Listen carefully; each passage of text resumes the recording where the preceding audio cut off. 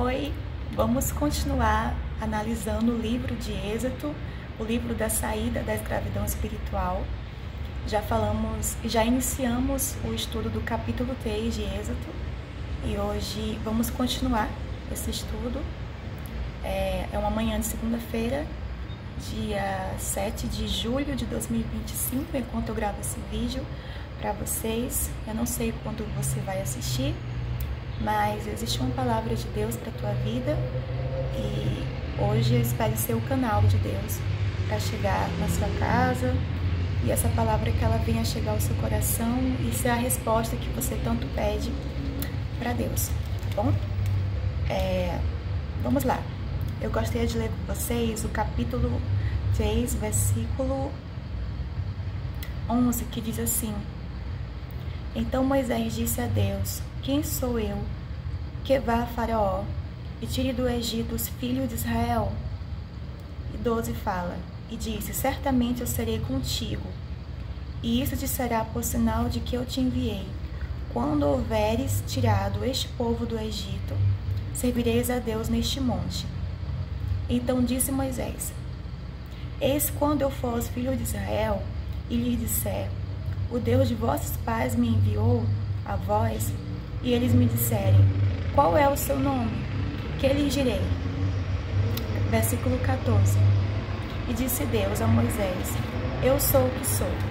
Vamos ficar até aqui, do capítulo 3 de Êxodo.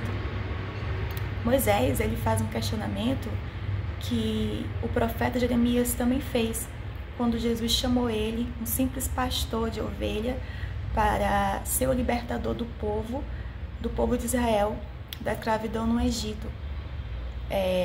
Lembrando que Moisés, ele era um príncipe que foi criado dentro de um palácio, com todo acesso a conhecimentos, mas que sabia que era hebreu. E em algum momento ele se revoltou com a escravidão do seu povo e matou um egípcio e foi para o deserto. E lá no deserto ele aprendeu muitas lições sobre as ovelhas, como ser pastor. Ele se aproximou mais de Deus. E foi mais de 40 anos de preparação de Moisés para ele deixar aquelas questões, aquele status, aquele conhecimento, aquele velho homem, para se tornar um servo, para aprender a servir. E saber que aquilo que Deus tinha na vida dele era maior do que ele e que não era sobre ele, e sim sobre o que ele carregava, sobre o Deus que o tinham chamado. Mas mesmo assim, quando Deus se apresentou para Moisés, ele se questionou: Senhor, quem sou eu para fazer essa grande obra, essa grande dádiva? Ele reconheceu o quanto era pequeno.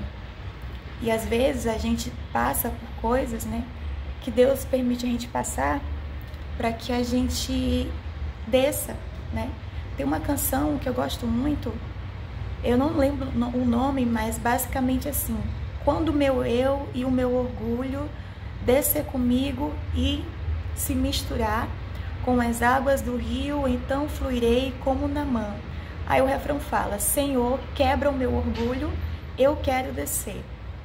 Então esse vídeo de hoje sobre a liberdade espiritual, que é o tema da nossa série, fala sobre a quebra de orgulho.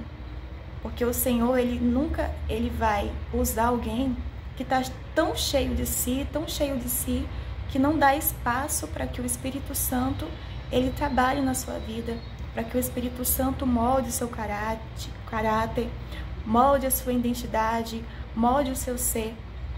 Então é necessário que nós, e aqui quando eu falo nós, eu também falo sobre mim, nós diminuamos para que Ele cresça em nossas vidas, que nós vejamos o quão pequenos somos diante desse Deus e diante do propósito que Ele tem para nossas vidas. Se há um orgulho ainda que tem que ser trabalhado, a gente tem que pedir e buscar o Espírito Santo.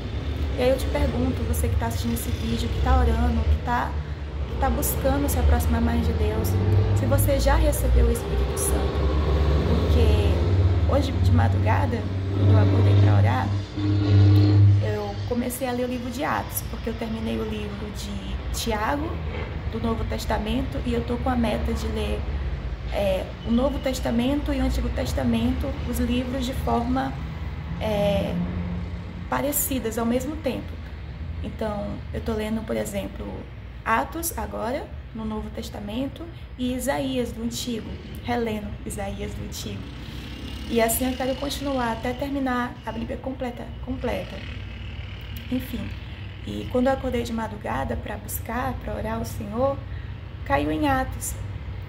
E Atos dos Apóstolos, que foi um livro que foi escrito pelo discípulo Lucas, né? E conta como foi o surgimento da primeira igreja, né? Dos primeiros discípulos após a morte de Jesus. Como foi que a igreja ela permaneceu de pé após o seu principal líder ser morto e crucificado. E no capítulo 2 de Atos, Pedro, ele fala sobre a morte de Jesus, quando ele sacrificou na cruz, por mim, por você, ele sacrificou-se para que o Espírito Santo descesse. E foi então que eu me dei conta da dimensão, do privilégio que é ter o Espírito Santo na nossa vida e na minha vida. Como alguém que lê a palavra, alguém que busca Deus, eu já tinha ouvido falar muito do Espírito Santo, eu falo com o Espírito Santo, eu busco a presença dele. Mas eu até falei na minha oração hoje que eu não imaginava a dimensão do tamanho da importância do Espírito Santo. Porque Jesus precisou vir ao mundo, morrer por mim, por você, por nossos pecados, para que o Espírito Santo pudesse descer e nos convencer do nosso pecado. Porque o Espírito Santo, ele é o único que convence o homem do seu pecado.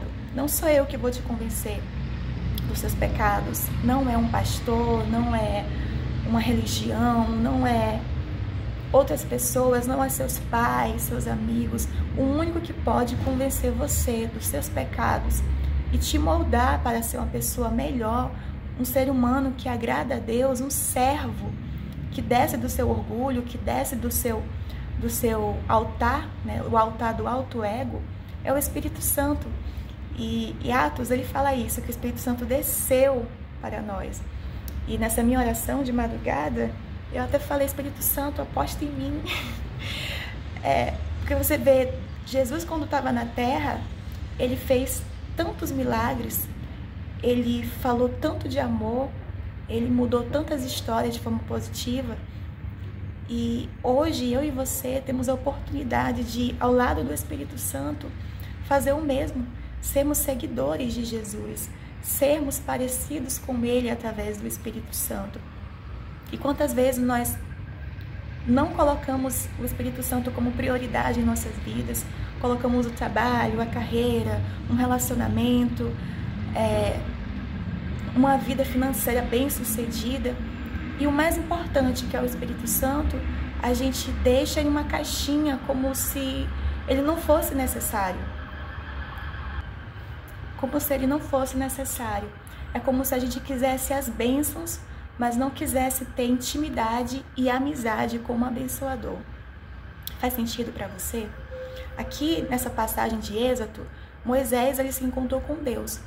Mas hoje, no dia de hoje, você tem a oportunidade ainda de se encontrar com Deus através do Espírito Santo, que quer ser o teu amigo.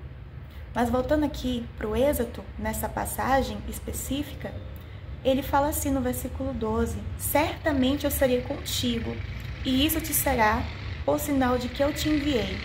Quando houveres tirado este povo do Egito, servirei a Deus neste monte. Aqui no versículo 2, né? Certamente Deus estaria com Moisés, e a prova disso seria que o povo seria liberto do Egito. Da mesma forma é conosco. Quando o Espírito Santo está conosco, é impossível nós permanecermos no mesmo estado em que estávamos quando ele chegou. Eu comparo o Espírito Santo como uma pessoa que chega na sua vida e muda tudo. Existe o antes e o depois do Espírito Santo. É impossível alguém falar que recebeu o Espírito Santo e continuou em um estado de escravidão espiritual, e continuou em um estado de dependência emocional, e continuou em um estado de violência. Isso que eu estou falando é muito sério, porque o Espírito Santo ele vai conversar contigo como se fosse um amigo. E Ele certamente não vai deixar você continuar no estado de escravidão que você se encontrava, porque Ele veio para libertar.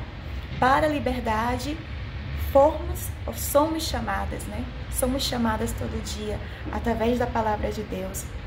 E quando nós somos chamadas para essa liberdade, para ser livres, para sermos instrumentos desse Deus, através do Espírito Santo, eu me lembro muito de uma passagem que eu estava lendo também em Isaías, que é o livro que eu estou lendo junto com Atos, que fala sobre chover no deserto. Deixa eu encontrar para vocês aqui. Chover no deserto, só um minuto. Achei, é o Isaías 41. Esse capítulo é muito conhecido pela parte final, né? Pela parte que fala assim, o versículo 10. Não temas porque eu sou contigo, não te assombres porque eu sou teu Deus, eu te fortaleço, eu te ajudo e te sustento com a destra da minha justiça. Muitos conhecem esse capítulo por essa passagem, mas a parte que mais chamou minha atenção é justamente aqui na parte caminhando pelo fim do capítulo, que é o versículo 17 ao 20. E é tão lindo que eu vou ler para você. Os aflitos e necessitados buscam água, e não há, e a sua língua se seca de sede. Eu, o Senhor, os ouvirei. Eu, o Deus de Israel, não os desampararei. Abrirei rios em lugares altos e fontes no meio dos vales. Tornarei o deserto em lagos de águas e a terra seca em mananciais de água. Plantarei no deserto o cento, a acácia e a murta, e a oliveira. Porei no ermo, juntamente a faia, o pinheiro e o álamo, para que todos vejam e saibam, e considerem, e juntamente entendam que a mão do Senhor fez isso, e o Santo de Israel o criou. O que eu entendo ao ler essa passagem, e puxando aqui para o nosso estudo de Êxodo, da saída, capítulo 3, é que quando o Espírito Santo ele entra nas nossas vidas, até onde não há água, um lugar que é deserto, um lugar em que não há plantação, surge água, surge providência, porque, como eu falei, o Espírito Santo, quando ele chega, ele não chega para deixar as coisas como estão, ele chega para fazer uma mudança real em nossas vidas. Caso contrário, não seria em vão o sacrifício de Jesus na cruz por nós. Ele morreu para que pudéssemos ter uma nova vida, uma vida de liberdade espiritual junto a Deus. E o Espírito Santo é esse amigo que eu te convido para você conhecer. De repente você ainda não recebeu o batismo com o Espírito Santo, de repente você só ouviu falar.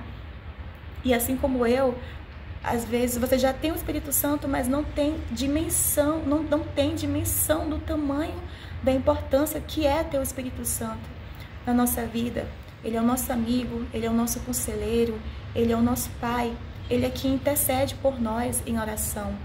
Então, às vezes a gente está na dúvida e vai e liga para uma amiga e conta uma situação e desabafa, e aquela pessoa, por mais bem intencionada que seja, ela não tem o conhecimento de toda a situação, de toda a estrutura do seu ser, ela não conhece o seu íntimo, mas o Espírito Santo ele conhece.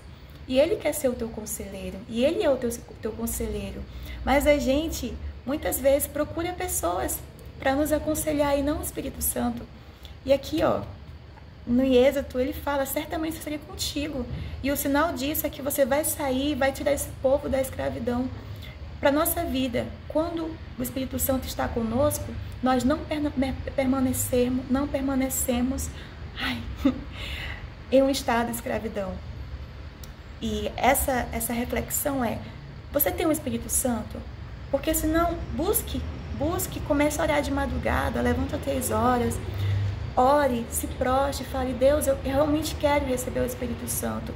Se em Atos 2 fala que o teu filho Jesus morreu na cruz para que o Espírito Santo descesse, fosse esse meu amigo, esse conselheiro, às vezes o pai que eu não tive, ou a mãe que eu não tive, eu quero ter o Espírito Santo na minha vida.